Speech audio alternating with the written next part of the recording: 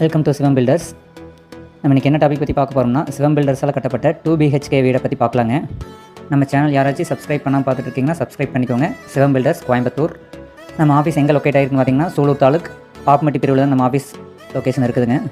கோயம்புத்தூர்லேருந்து வந்தீங்கன்னா Ondipudur, next LNT பைபாஸுங்க. அதுக்கடுத்த நியரஸ்ட்டே வந்து பாப்மட்டி பிரிவு வந்துருங்க. சரி, வாங்க வீடியோக்குள்ளே போகலாம். இன்றைக்கி நம்ம பார்க்க போகிற வீடு வந்து பார்த்திங்கன்னா 3 சென்ட் இடத்துல 1200 ஸ்கொயர் ஃபீட் இடத்துல கட்டப்பட்ட வீட்டை பற்றி தாங்க நம்ம பார்க்க போகிறோம். வீட்டோட எலிவேஷன் பார்த்தீங்கன்னா நமக்கு என்னென்ன கலரில் அமைஞ்சிருக்குன்னா, orange, brown, light blue, dark ப்ளூவில் நம்ம கொடுத்துருக்கோங்க. இந்த வீட்டோட சைட் அளவுன்னு பார்த்தீங்கன்னா 30க்கு 50ங்க. ஈஸ்ட் வெஸ்ட் ஃபேஸிங்கில் வந்து 30ங்க. நார்த் சவுத்தில் பார்த்தீங்கன்னா 50 அடி நீளங்க. ஸோ அதனால் பார்த்தீங்கன்னா நார்த் ஃபேஸிங்கில் நம்ம போட்டிக்கு அமைச்சு அதில் என்ட்ரன்ஸ் கொடுத்துருக்கோங்க.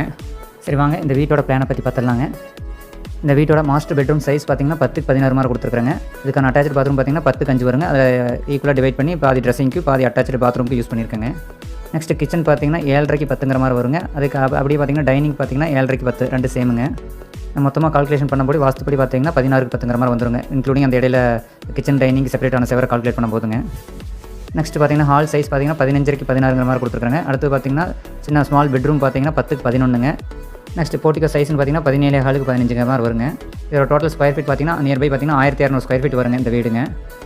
இப்போ வாங்க ஸ்கொயர் ஃபீட் கால்குலேஷன் போடலாங்க. இப்போ டோட்டல் ஸ்கொயர் ஃபீட் ஏரியா நம்ம பில்டப் ஏரியா பார்த்தீங்கன்னா 1200 ஸ்கொயர் ஃபீட்டுங்க.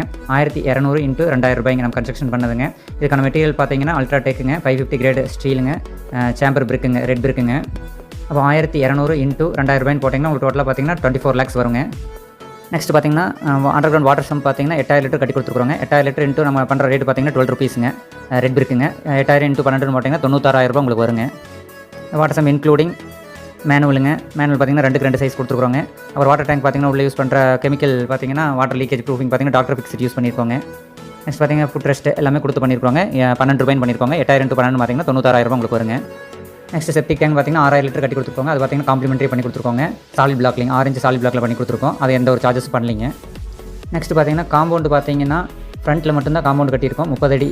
ஈஸ்ட் வெஸ்ட்டில் பார்த்தீங்கன்னா 30 ஃபீட் வருதுங்க. நெக்ஸ்ட் பார்த்தீங்கன்னா அந்த அப்படியே வந்து மெயின் டோர் வரைக்கும் ஜாயின் பண்ணியிருக்கோங்க போர்ட்டிகோ சைடில். அதோட லென்த் பார்த்தீங்கன்னா டோட்டலாக 20 ஃபீட்டுங்க.